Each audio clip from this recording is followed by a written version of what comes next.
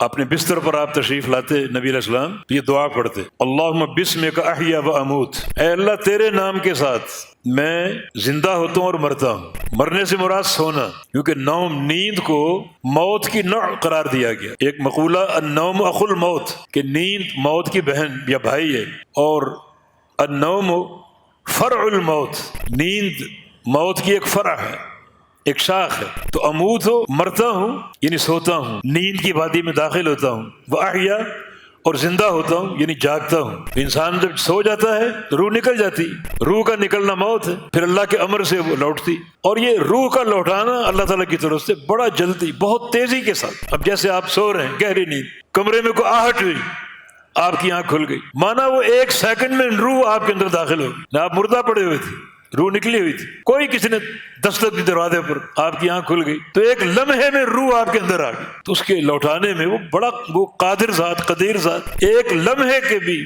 20ویں حصے میں وہ روح کو واپس آپ کے جسم میں بھیج دیتا ہے۔ یہاں استدلال کس چیز سے؟ بسم کا، اے اللہ تیرے نام کے ساتھ، تو اللہ تعالیٰ کو پکارا جا رہا ہے اس کے نام کا توسل، جو کہ عین توحید ہے۔ لہذا اس قسم کے فضول بحثیں، اس کا ہم سے کوئی واسطہ اور تعلق نہیں ہے۔